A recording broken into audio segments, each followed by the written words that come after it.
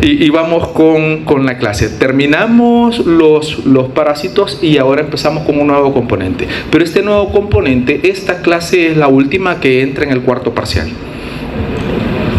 que es el de generalidad. Perdón, Diana. Vaya, tenía que quejarse. Dígame, Diana.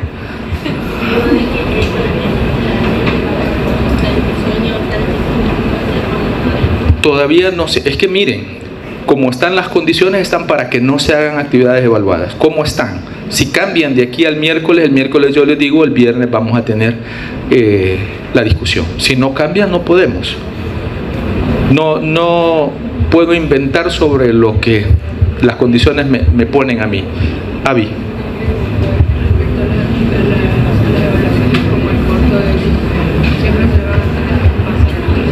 Sí. Ninguna evaluación va esta semana per se, a menos de que nos permitan hacerle el viernes el taller. De lo contrario, ninguna va. No, virtual no. Yo no soy partidario de lo virtual. Ustedes no van a tener pacientes virtuales. Sí, ahora ya se puede tener virtual, pero es matar al paciente de forma diferida. Así es que no, mejor no. Perdón, el miércoles van a haber 2 clases y posiblemente el viernes van a haber 2 clases. Eso sí, o sea, clases sí va a haber. ¿Va a haber asistencia? Sí.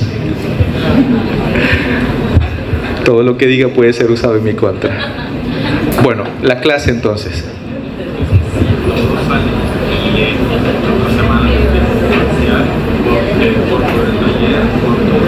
No voy a acumularles eso, por eso precisamente, o a eso precisamente se debe que en algún momento esté considerando eliminar actividades, porque no puedo acumularles tantas en una misma semana. Sí va a haber parcial, sí va a haber laboratorio y sí va a haber examen corto de laboratorio 5, pero no puedo ponerles también el corto de la discusión y todo lo que se me ocurra, no. Voy a intentar dosificarlos. Difícil, pero voy a intentar dosificarlos. Bueno, vamos a empezar a hablar de virus. Si tienen dudas, por favor me lo transmiten. Voy a intentar satisfacer esas dudas. No sé si les molesta la iluminación. Sí. Como dijo ¿quién fue? Abraham. Y por uno que fuera, por ese uno voy a apagar la luz. Tengo una voz que duerme, eso sí es cierto, pero voy a intentar no dormirles. Bueno, los virus, ahora vamos a una, más bien, venimos de los parásitos, venimos de seres vivos, venimos de seres celulares y vamos a, según las teorías, agentes, es decir, no son microorganismos.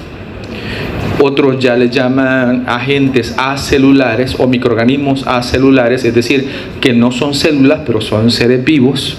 Algunos ya les llaman así. Todavía quedémonos con la idea de que se les llama agentes. ¿Por qué? Porque no son una célula, no están constituidos, no tienen los elementos mínimos para considerarse una célula. Son organismos muy pequeños. Estamos acostumbrados a medir a los organismos o a ver los organismos en micras, y las micras son las milésimas partes de un milímetro. Entonces, cuando trabajemos con virus, veremos que son organismos muchísimo más pequeños. Es decir, ya no se miden en micras, sino que se miden en nanómetros. Y nanómetro sería la millonésima parte de un metro. O sea, es una cantidad o un tamaño muy, muy pequeño.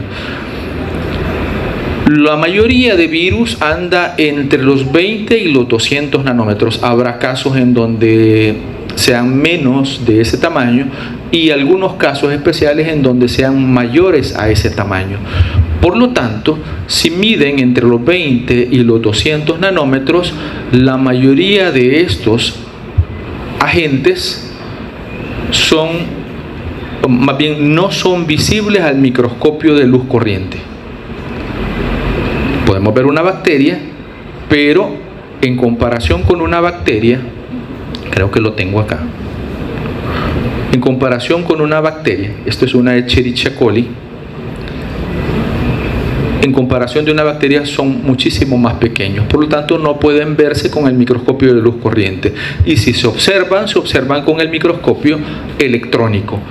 Importante es que estos agentes o estos seres en algún momento se les buscó como agentes de enfermedades, y cuando se les buscaba como agentes de enfermedades se veía o se les intentaba aislar o separar a través de filtros de porcelana. Lo que pasa es que los filtros de porcelana tienen un diámetro de 0.2 micras, o sea 200 nanómetros. La mayoría de estos agentes pasaban a través de estos filtros y no podían identificarse.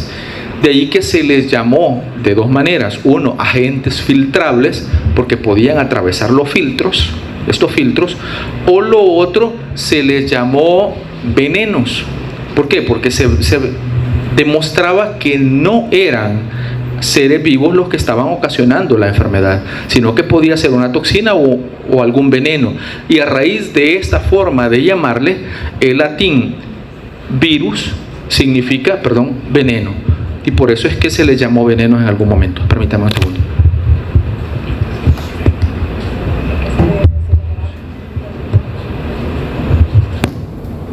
Hola. Estamos suspendiendo actividades con quienes se han pedido las cosas. Nosotros pedimos, por favor, siémbrenos tal bacteria para tal fecha. Y si tenemos que suspender, también tiene que suspenderse lo de las bacterias. Por eso, aquí es una coordinación casi completa la que se hace para que funcionen sus laboratorios. No pasan y aparecen por obra de magia, sino que tienen que pedirse cosas. Y bueno, ya, entonces de ahí que se le llame agente filtrable. ¿Se entiende esto? El tamaño es importante porque por ahí parte la cosa. El tamaño entre 20 y 200 nanómetros. Estos seres vivos, quizás me voy a adelantar un poco, estos agentes literalmente pueden tener solo dos componentes: uno, proteínas, y dos, ácidos nucleicos.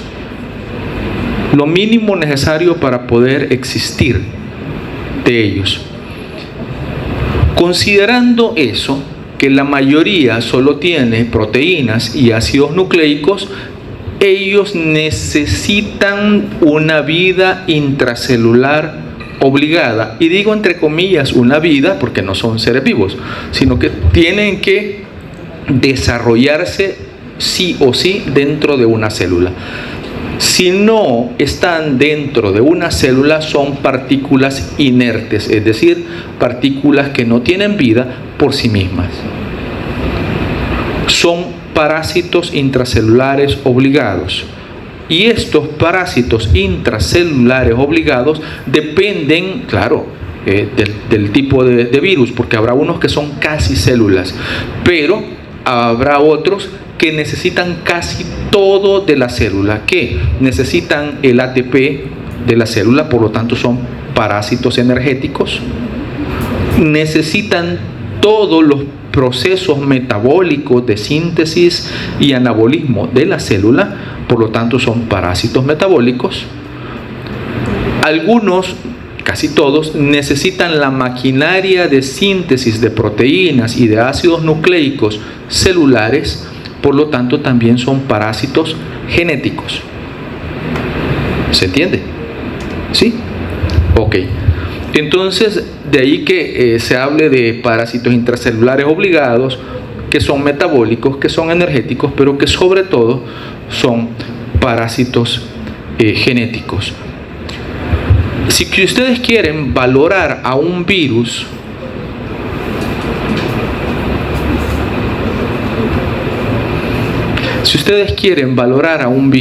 en ABC, pueden decir Un virus es una partícula formada por proteínas y ácidos nucleicos que penetra en la célula y se apodera de la célula para que forme muchas copias de ella.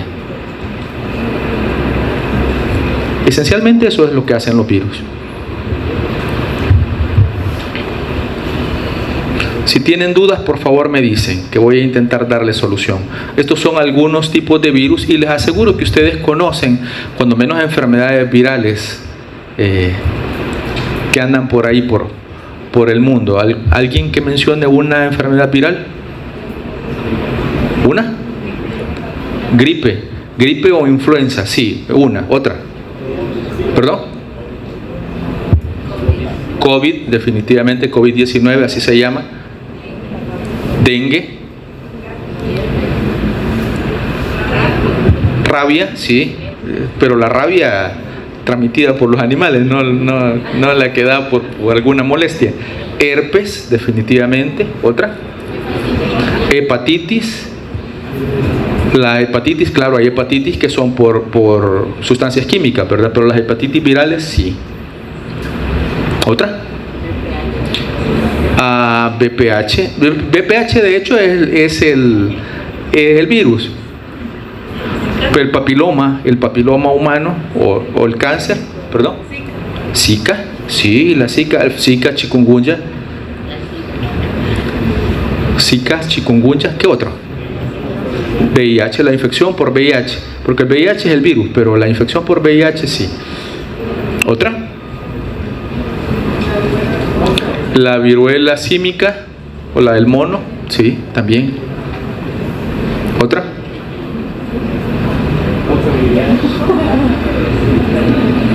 Nosotros le llamamos gripe, pero lo que la mayoría sufrimos es un resfriado común. Entonces el resfriado común también. Y la mayoría de gastroenteritis también. Y la enfermedad de pie, mano y boca, que hace poco estaba muy comúnmente en boga. Y algunos tumores o algunos cánceres, como los causados por el virus Epstein-Barr, etcétera, etcétera. Y que los vamos a ir viendo durante el transcurso de esta materia. Y claro, mejor los vamos a ver en la Transmisibles 2 y espero verlos también a ustedes ahí. De aquí, lo que me interesa es que lo que está entre las dos flechas es el promedio de la mayoría de virus. Y si se fijan, muy pocos se salen de este esquema. Es decir, entre los 20 y los 200 nanómetros de tamaño. Todos, o la mayoría de virus, la mayoría, están en esa línea, de los que parasitan al humano. También es importante que los virus usualmente son agentes que pueden infectar a cualquier ser vivo. La mayoría son especie específicos, pero hay algunos que parasitan al más de alguna especie. Entonces habrá virus de plantas, habrá virus de protozoos, habrá virus de hongos, habrá virus de bacterias. ¿Cómo se llaman los virus de bacterias? Los bacteriófagos. Habrá virus de mamíferos, de aves, etcétera, etcétera. Algunos, como les digo, tienen la capacidad de poder infectar a más de una especie. ¿Por qué? Porque tiene como condición que los tipos celulares son propicios para que el virus se desarrolle. Esto era lo que les decía. Un virus típicamente es un ácido nucleico rodeado o cubierto por proteínas. Lo típico, lo básico. En algunos casos existe una estructura más externa llamada envoltura. Es decir, habrá ácidos nucleicos de adentro hacia afuera. Ácido nucleico, proteínas que envuelven o que protegen a este ácido nucleico, y afuera una envoltura. Ahora, esto es la ley del todo o nada. Habrá virus que tienen ácido nucleico y proteínas, y habrá otros diferentes que tienen ácidos nucleicos, proteínas y envoltura, y no son los mismos. No quiere decir ahora la uso y mañana ya no la uso. sino que hay virus que tienen solo estas dos estructuras y otros que tienen tres estructuras. Después vamos a hablar de cómo se les llama en su momento. Los virus, y por eso casi siempre peleo al momento que se da en las clases. Peleo me refiero que lo intento hacer consciente y que ustedes lo hagan consciente. Normalmente cuando se habla de bacterias, de parásitos, de hongos, se habla de multiplicación. Aunque algunos libros, algunas bibliografías sí lo mencionen así, no es correcto referirse a los seres vivos con el término replicación. Más bien, la replicación aplica para moléculas y para agentes no vivos. Las moléculas, como por ejemplo, ¿cuáles moléculas se replican? Es decir, sobre ellas mismas forman estructuras. Los ácidos nucleicos, ¿cierto? La replicación del ADN. También funciona para los virus. ¿Por qué? Porque un virus, para que se dé su replicación, es decir, para que se dé su multiplicación, él tiene que destruirse, tiene que apoderarse de la maquinaria celular de síntesis de proteínas y ácidos nucleicos y formar muchas copias de sí, muchas copias idénticas de sí. A este proceso en donde el virus se destruye, forma muchas copias de sí y vuelve a ensamblarse, se le llama replicación. Algo diferente a la multiplicación de los seres vivos de las que hemos hablado. Es decir, existe un organismo, nunca deja de ser ese organismo, solo duplica todo su material y se separa. Puede separarse en dos o en muchas estructuras, pero tiene que haber pasado un proceso de duplicación de todos sus organelos y sus estructuras. En cambio, el virus, como punto de partida, está la destrucción de él. El virus se destruye, o sea, se desorganiza completamente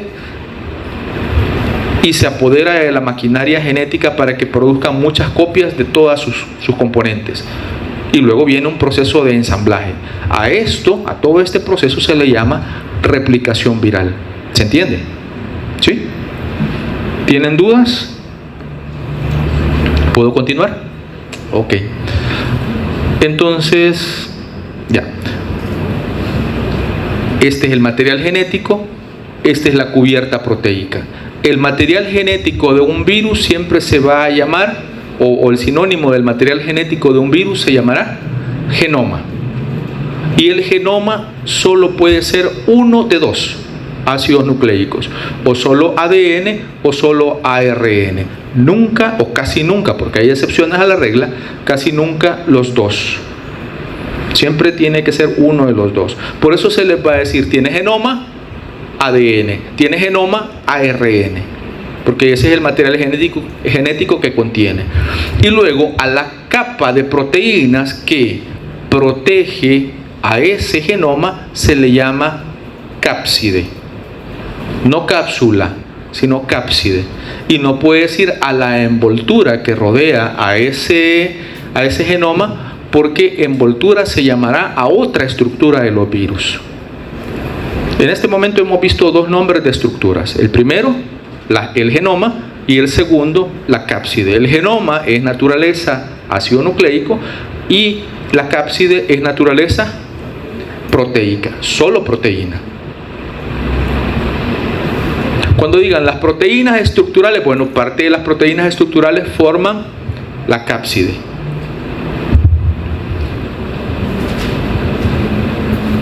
Esto es lo que les digo.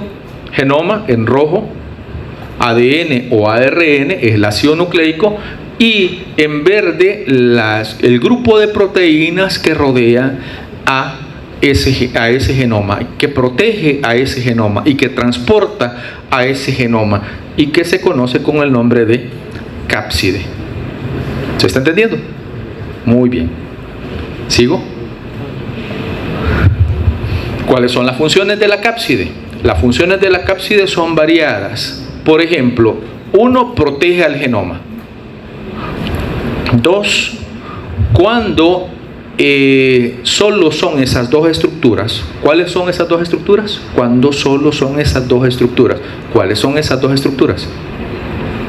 Genoma y cápside. Entonces, cuando solo son esas dos estructuras, las proteínas de la cápside tienen función de adhesión. ¿Adhesión de quién con quién? Del virus con la célula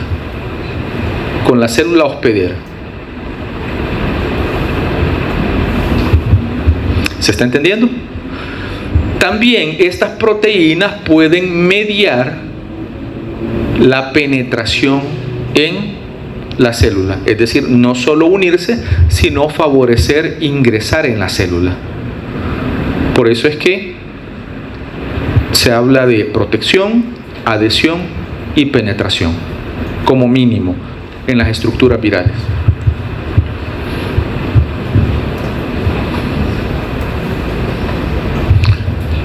Seguimos agregándole puntitos a la vida. Si ustedes se fijan, las clases inaugurales, las clases primeras de un componente tienen muchos términos, porque son como el diccionario que va a servir para el resto de esas clases. Así que prestenle atención, por eso se dedica un poquito más de tiempo a esas clases. Y si tienen dudas, pues es oportuno que lo pregunten. A un virus completo o a la partícula viral infectante o a la partícula viral completa se le llama virión. Es decir, cuando ustedes les pregunten o se les diga ¿qué es un virión? Ustedes van a decir la partícula viral infectante o la partícula viral completa. Un virus completo, sinónimo, virión. La partícula infectante, virión.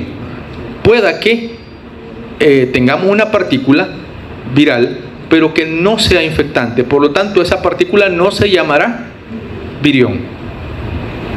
En algunos casos, y lo quiero adelantar, van a ver que sale de la célula una partícula viral, pero que todavía le falta madurar, dice. Todavía le falta sufrir algunos procesos. Y por lo tanto, como le falta sufrir algunos procesos y todavía no es infectante, a esa partícula viral no puede llamársele todavía virión, hasta que complete su maduración. En ese momento, a partir de ese entonces, se llamará virión o partícula viral infectante. Creo que tiene más esto. Sí. Los viriones pueden ser de dos tipos: desnudos o envueltos. Un virus o un virión desnudo tiene solo dos partes. Esto ya lo había adelantado, pero ahora le vamos a poner nombre a cada cosa.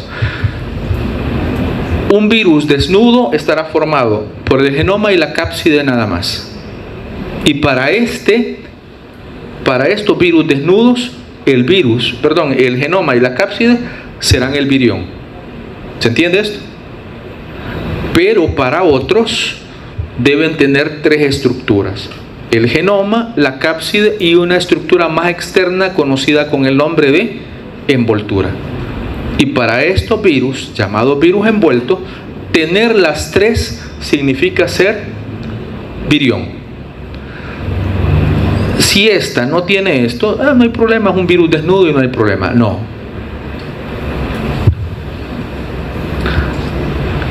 Estos virus son completos porque no necesitan de otra estructura para poder unirse y penetrar en la célula y funcionar.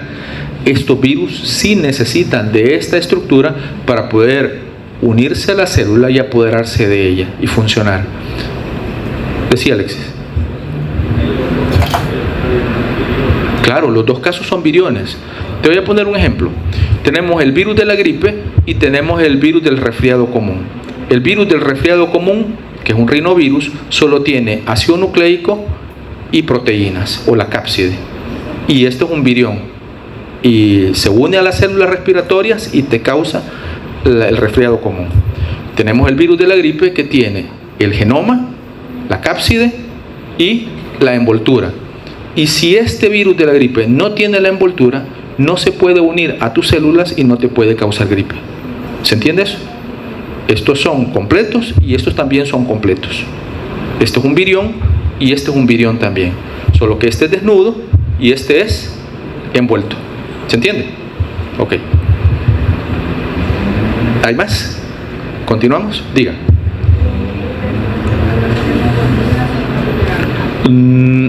Aquí el estar desnudo no lo hacen tan vulnerable. Eso es cierto. No, esto es adelantarme, porque más adelante vemos parte de la epidemiología, pero un virus siendo desnudo tiene herramientas proteicas que le protegen de su ambiente. De hecho, al solo ser proteínas lo hace más estable en el ambiente que el hecho de tener una envoltura. Ya vamos a ver los componentes de la envoltura, pero la envoltura lo hace más susceptible de las condiciones ambientales a los virus que no tenerla. Por lo tanto, no es un factor protector para ese virus. ¿Sí? Hay características que más bien ambientes en donde se desarrollan mejor los virus desnudos y ambientes en donde se desarrollan mejor los virus envueltos. Y de eso lo vamos a hablar un poquito más adelante. ¿Alguien tiene otra pregunta? No pretendo terminar este día, pretendo ir despacio y bien.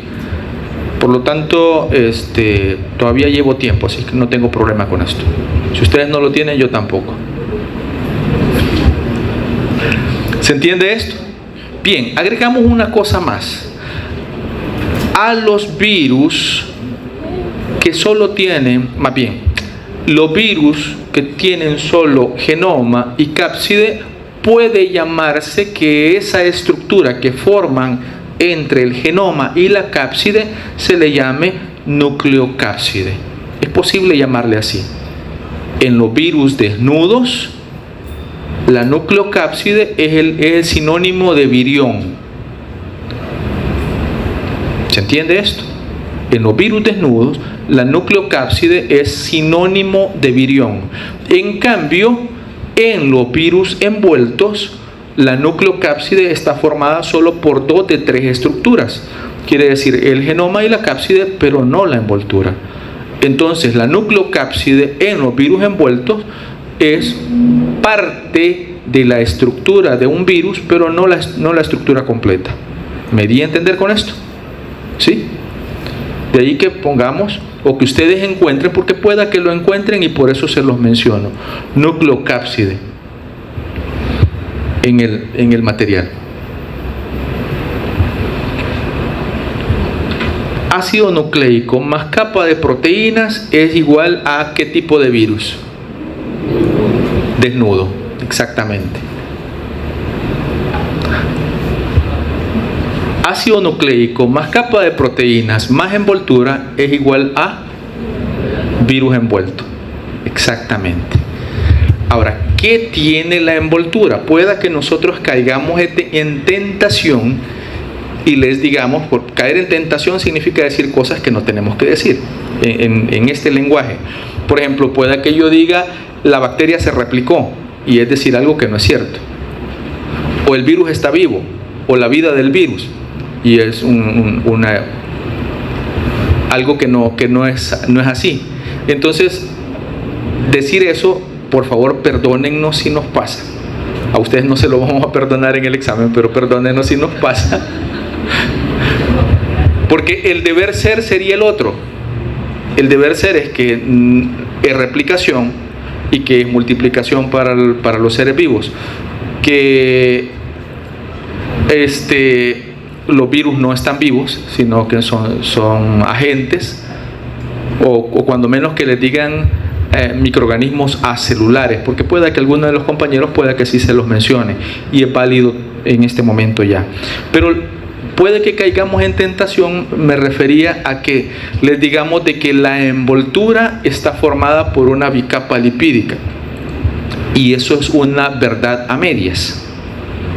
¿Por qué una verdad a media? Porque la envoltura está formada por 2 tipos de moléculas, o por 2 tipos de estructuras más bien. Uno, es cierto, por la bicapa lipídica que proviene de una membrana o una envoltura de la célula. Esa podría ser o la envoltura nuclear, podría ser una membrana, por ejemplo, de retículo endoplásmico, de alguna de las membranas que forman la cisterna del complejo de Golgi, o de la membrana citoplasmática. En cualquiera de ellas podría ser. La célula, el virus lo toma, lo agarra para sí. Pero la situación no es que la envoltura es únicamente la bicapa lipídica, sino que hay un grupo de proteínas que el virus codifica, que hace que la célula produzca, y que estas proteínas se insertan en una membrana en particular. Y estas proteínas que se insertan en esa membrana en particular son las que hacen que la otra parte del virus pase y pase reconociendo que esto es mío, esta parte es mía, se refiere a la envoltura. No sé si me estoy dando a entender. ¿Sí o no? Si no, lo planteo un poco diferente. El virus entra en la célula, se desorganiza y se apodera de la maquinaria celular. Dos cosas va a empezar a producir, nada más dos cosas. Uno, ácidos nucleicos, y dos, proteínas. Cuando produzca suficientes ácidos nucleicos y proteínas, empezará a ensamblarse nuevamente el virus. Y los virus envueltos van a agarrar, a quitarle a la célula una parte de su bicapa.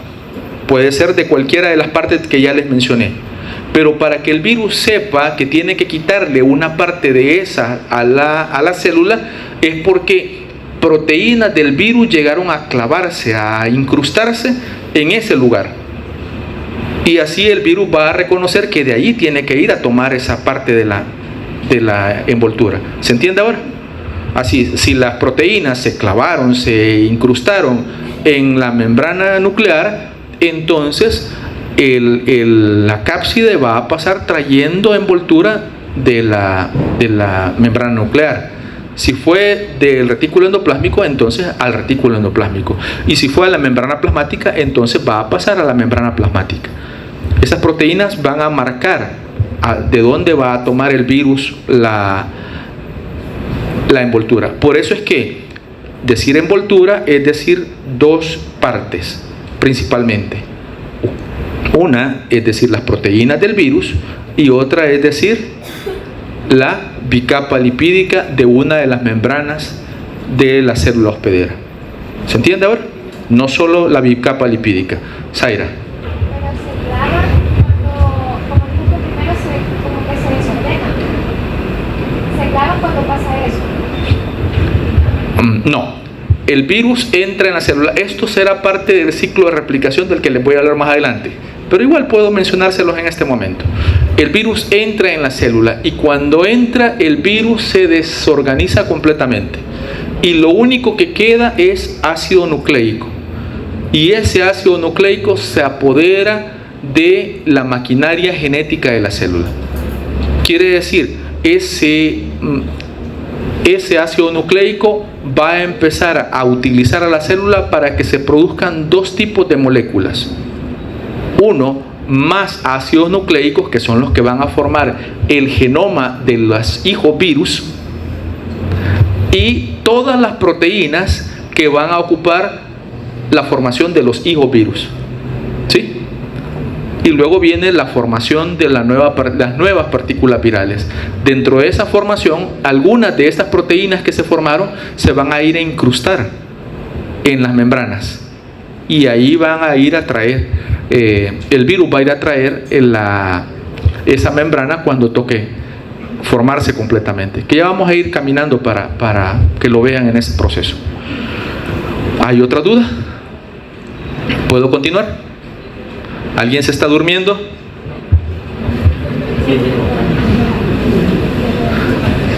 Por vos lo digo. Bueno, siguiente.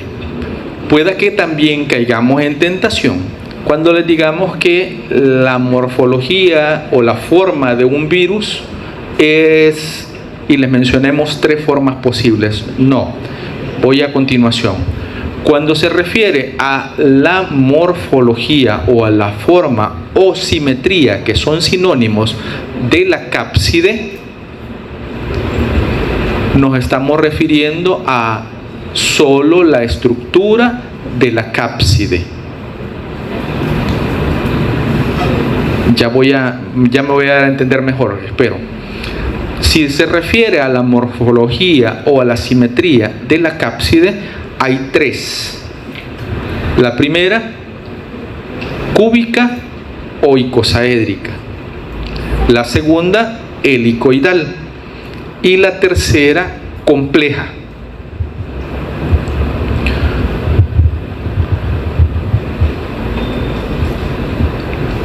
Esto solo aplica para la forma de la cápside o simetría de la cápside. ¿Por qué? Porque si un virus es envuelto, se le ve una estructura o un aspecto que es el aspecto del virión. Voy a poner un ejemplo. Lic Magaña habló de la rabia. La rabia es causada por un virus, por el virus de la rabia. Ese virus de la rabia tiene una forma peculiar. ¿Qué forma tiene, Lic Magaña? Forma de bala. El virión tiene una forma de bala. El virión, la partícula completa. El virus de la rabia es un virus envuelto. Y cuando está envuelto, completa la partícula, tiene un aspecto o una forma de bala. Pero si vamos a ver la morfología o simetría de la cápside, es helicoidal. Mejor regreso un poquito atrás. Cuando se les hable de morfología o se les hable de simetría, piensen que eso se refiere a la cápside. Si les hablan del aspecto del virión, eso se refiere a la partícula completa. Por lo tanto, la cápside tiene tres morfologías nada más, o simetrías. De nuevo, ¿se entiende?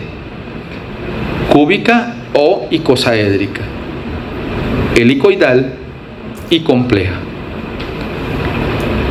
Habremos algunos que caeremos en tentación otra vez y les diremos algo, o les diremos la morfología del virus es, entonces si es un virus envuelto, ustedes piensen, está hablando del virión completo. Cuando defina la persona, quien esté aquí, y les diga la morfología de la cápside es tal, entonces ustedes dirán, está hablando de simetría y solo pueden ser tres. ¿Se entiende? Bien, la primera de esas es una simetría cúbica o icosaédrica.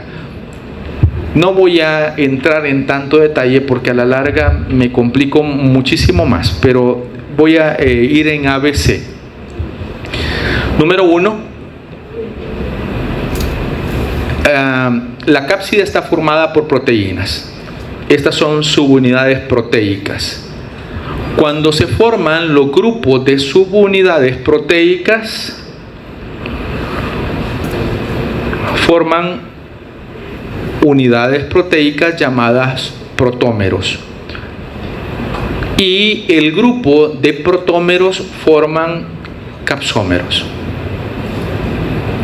Aquí se representa de esta manera. Estas son tres proteínas, pueden ser iguales o diferentes. Cuando se unen esas tres proteínas forman una unidad de morfológica o de morfología del virus. Esta unidad se conoce con el nombre de protómero. El grupo de protómeros, que usualmente son grupos de 5 o de 6, forman una estructura llamada capsómero. ¿Se entiende? No. ¿O sí? Las proteínas, el grupo de proteínas, que usualmente son grupos de 3, forman unidades estructurales de la cápside llamadas protómeros. Y los grupos de protómeros, que son grupos de 5 o de 6, forman capsómeros. Y los capsómeros, unidos uno con el otro, forman la estructura viral completa. Que en el caso de los virus de simetría icosaédrica o cúbica, tienen un aspecto al microscopio como de balón. O sea, parecen, ¿cómo parecen? Parecen esféricos. Se ven esféricos. ¿Cómo son realmente? Con simetría icosaédrica. Así se ven al microscopio electrónico. Esta es una simulación de cómo lo veríamos, para que no lo perdamos. Pásame el virus icosaédrico. Quiero hacer un gol con el virus icosaédrico, bien lo van a recordar. Hay maneras de estudiar, muchachos. Aspecto esférico. Segundo, ¿cuál era la segunda morfología o simetría? Helicoidal. En apariencia, mejor voy atrás. Ustedes saben que los ácidos nucleicos por naturaleza tienen tendencia a una disposición espacial helicoidal. Entonces, esa disposición helicoidal hace que cuando los protómeros, oigan, se unen directamente al ácido nucleico, también los protómeros vayan adoptando una forma como de hélice. Por eso la simetría, en este caso se conoce con el nombre de simetría helicoidal. Pero cuando nosotros vemos ya un virión completo, ¿qué apariencia tiene? Apariencia como de bastoncillos, varillas o cilindros. Pero esa es la apariencia, cómo se ve. Se ve como una varilla, como un bastoncillo, como un cilindro, pero la simetría, ¿cuál es? Helicoidal, porque los protómeros se han dispuesto de una manera helicoidal. ¿De acuerdo? Tercero, las formas complejas. Y las formas complejas son todas aquellas que no caben ni en cúbicas ni en cilíndricas. ¿Por qué no caben? Por dos razones. Una, porque sean una conjunción de las dos, o que sea una unión de las dos, como son las formas mixtas, y eso es típico en algunos bacteriófagos que tienen una parte cúbica y otra parte cilíndrica, pero que no se le llama a la forma en general, no se le llama mixta, sino que se le llama compleja. O algo otras que tienen unas estructuras típicas muy diferentes y muy características, como por ejemplo esta de la que nos van a hablar más adelante, que es de los pox virus, y que tiene la cápside, vean, una forma como de mancuernilla, y así se le va a nombrar como forma de mancuernilla. Mancuernilla como las que hacen ejercicio. ¿Se ve? Sí, ¿verdad? Cuando menos a grosso modo, pero sí se ve. No es como los hongos que tenemos que imaginarnos muchísimo para dar que así es. No, aquí sí se ve. Es una fotografía, una microfotografía electrónica, pero sí parece una mancuernilla. Entonces, insisto, ¿cuáles serán complejas? Serán complejas en tanto que no caben ni dentro de las cúbicas ni de las helicoidales. Si son mixtas, no se les llamará mixta. Bueno, puede ser mixta, pero la morfología es compleja. Es compleja. Y si tiene forma de mancuernilla, bueno, tiene forma de mancuernilla, pero lo típico es que esta es una forma compleja. Esas son las tres morfologías. Y ahora empezamos a traslapar cosas, a unir cosas. 2 minutos más, porque tienen o no tienen psico. No digo lo que pienso, porque puedo ser sacado en la velada. Yo creo que ya tengo pase a la velada, pero no será por esto, será por otra cosa. Pero bueno, alguien tiene que gozarlo, ¿no? La vida no es solo de pasársela mal. Y hasta uno tiene que reírse de uno mismo. No todo el tiempo, pero tiene que hacerlo. Virus desnudos. Hay virus desnudos que tienen simetría helicoidal. Y hay virus desnudos que tienen simetría cúbica. Por ejemplo, lo que tienen acá no es un virus de humanos, es un virus del mosaico del tabaco, y es un virus con simetría. ¿Qué aspecto tiene? Aspecto, ojo, no estoy preguntando morfología. ¿Qué aspecto tiene? De bastoncillo. ¿Qué simetría tiene?